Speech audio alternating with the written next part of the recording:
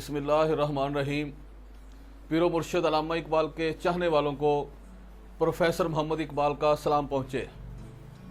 ख़वातीन व हज़रात और तलबा व तलबात, इंसानी ज़िंदगी में जो दिल की अहमियत है उसको बड़ी तफसील के साथ पीरो मुर्शिद अल्लामा इकबाल ने पेश किया है। इंसानी जिस्म का हर उज़व, आँख का एक अलग फंक्शन है और इसके अलावा हाथ, इनका अलग फंक्शन है, पाँव का अलग फंक्शन है, अक्ल का अलग फंक्शन है, दिमाग का अलग फंक्शन है। और जिस चीज़ को औलिया अल्लाह ने और ख़ास तौर पर पीरो मुर्शिद अल्लामा इकबाल ने फोकस किया है वो है दिल। एक लीडर के लिए दिल की क्या अहमियत है, रूहानी तौर पर उसका क्या फंक्शन है, उसके बारे में तफसील के साथ आपके सामने कंसेप्ट पेश करेंगे कि इंसानी ज़िंदगी में दिल की क्या अहमियत है। फरमाते हैं कि तेरे सीने में दम है, दिल नहीं है। तेरे सीने में दम है, दिल नहीं है। तेरा दम गर्मी महफिल नहीं है। गुजर जा अकल से आगे के ये नूर, गुजर जा अकल से आगे के ये नूर, चिरागे राह है मंजिल नहीं है। इसकी एक्सप्लेन करते हैं कि तेरे सीने में दम है, दिल नहीं है। इंसान से मुखातब होकर कहते हैं कि तेरे सीने में दिल नहीं है, सांस है, सांस चल रही है। तेरे सीने में दिल नहीं है और वो सांस ऐसी है कि किसी महफिल में इनकलाब बर्पा नहीं कर सकती, गर्मी महफिल नहीं हो सकती। आगे फरमाते हैं कि अकल एक नूर है। कहते हैं कि अकल ये आपको रास्ता दिखाती है, चिरागे राह है, लेकिन मंजिल नहीं है। अकल इंसानी ज़िंदगी में आपको रास्ता दिखाती है कि ये रास्ता चल रही, ये रास्ता और ये रास्ता दोनों आपको आगाह करती है, लेकिन मंजिल नहीं है। अकल की अहमियत ये है कि जहाँ अकल की हद ख़त्म होती है वहाँ दिल का आगाज़ होता है, वहाँ दिल की इब्तिदा होती है, दिल की लिमिटेशन की वहाँ आगाज़ होता है।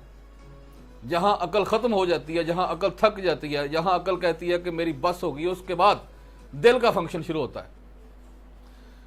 और इंसानी ज़िंदगी में जो ज़िंदगी किसी मकसद के लिए ना हो तो वो ज़िंदगी नहीं, वो एक चलती फिरती जिंदा लाश होती है। और ज़िंदगी में ख्वाहिश कहाँ से पैदा होती है, ख्वाहिश कौन पैदा करता है? ख्वाहिश पैदा होती है दिल के साथ। ख्वाहिश दिल से पैदा होती है और जो दिल ख्वाहिश पैदा नहीं करता, अपनी मंजिल का तयन नहीं करता, उस वक्त तक वो इस ज़मीन पर बोझ है। इंसानी ज़िंदगी के बालों पर टूट जाते हैं। अगर आपके सामने कोई मंजिल नहीं है, कोई आरजू नहीं है, कोई ख्वाहिश नहीं है, तो वो ज़िंदगी नहीं है, वो चलती फिरती लाश है। और ज़िंदगी में जो इंसान ख्वाहिश पैदा करता है उसका जितना भी फोकस होता है, उसकी जितनी भी सलाहियतें होती हैं, जितनी भी सोच होती है, वो एक मरकज़ पर आ जाती है, एक टारगेट पर आ जाती है। जब वो टारगेट पर आ जाती है तो वसाइल अल्लाह ताला खुद पैदा कर देता है। आगे मजीद इसको आगे लेकर चलते हैं। कहते हैं कि दिल अगर इस खाक में जिंदा व बेदार हो, दिल अगर इस खाक में जिंदा व बेदार हो, तेरी निगाह तोड़ दे आईना महरुमा। कि इस खाक में, कि इंसानी जिस्म एक खाक है, मिट्टी है। कहते हैं कि दिल अगर इस खाक में जिंदा व बेदार हो, अगर इस खाकी जिस्म में दिल जिंदा और बेदार हो, तो आपको ये सूरज, चांद, सितारे और जो आसमान नजर आता है, उसके आगे जो चीज़ें हैं वो दिल दिखाता है। वो दिल दिखाएगा आपको कि आसमान की हैसियत क्या है और इसके बाद सूरज, चांद, सितारों की अहमियत क्या है। दिल में कोई इस तरह की आरजू पैदा करूं कि लौट जाए आसमां मेरे मिटाने के लिए, कि दिल को इतना उन्होंने अहमियत दी है कि दिल आपका जब आरजू पैदा करता है, उसके बाद आरजू के बाद आपकी तमाम सलाहियतें एक मरकज़ पर फोकस हो जाती है। और वो मरकज़ कौन सा होता है? मरकज़ होता है आपका टारगेट, आपकी मंजिल, आपकी ख्वाहिश। और पिछले लेक्चर में मैंने आपको बताया है रिजल्ट निकालते हैं। अल्लामा इकबाल की पीर व मुर्शिद की सबसे बड़ी खूबी यह है, उनके कलाम की सबसे बड़ी खूबी यह है कि वो रिजल्ट निकालते हैं कि रिजल्ट कैसे, दिल को जिंदा कैसे करना है।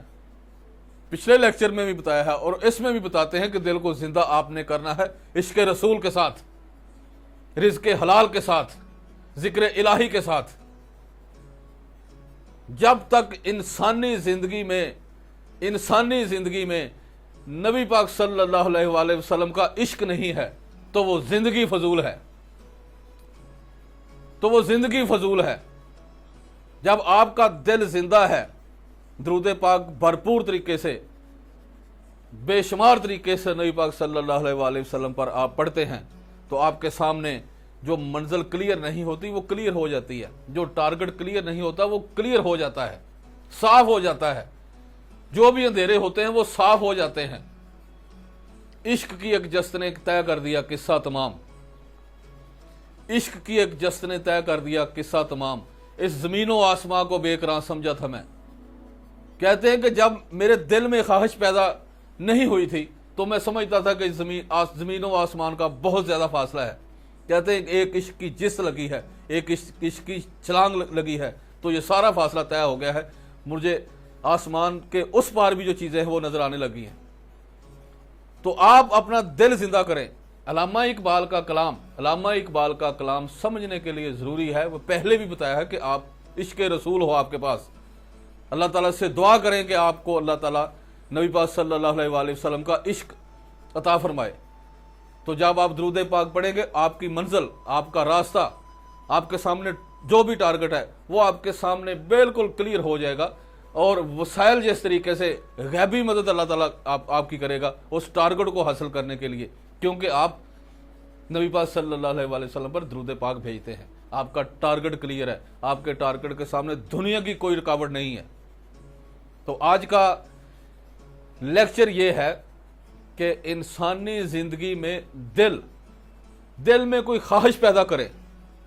अगर ख्वाहिश पैदा नहीं होती तो वो आप जिंदा नहीं है, आप जिंदा नहीं, आप चलती फिरती लाश है। दिल में ख्वाहिश पैदा करें, फिर देखें कि किस तरीके से अल्लाह ताला की रहमत नाज़िल होती है आप पर। दुरूद पाक भेजें ताकि आपका टारगेट आसान हो।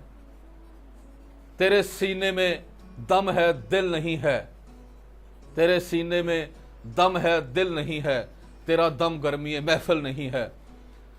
गुजर जा अकल से आगे के ये नूर, गुजर जा अकल से आगे के ये नूर, चिरागे राह है मंजिल नहीं है। दिल में कोई इस तरह की आरजू पैदा करूं कि लौट जाए आसमां मेरे मिटाने के लिए। और आखिर में इस शेर के साथ मैं इजाज़त चाहता हूं कि दिल अगर इस खाक में जिंदा व बेदार हो, दिल अगर इस खाक में जिंदा व बेदार हो, तेरी निगाह तोड़ दे आईनाए महरुमा। उम्मीद है कि आपको लेक्चर पसंद आया होगा। अगर कोई सवाल हो तो आप कमेंट्स सेक्शन में पूछ सकते हैं। इसके साथ मैं इजाज़त चाहता हूँ। पाकिस्तान जिंदाबाद।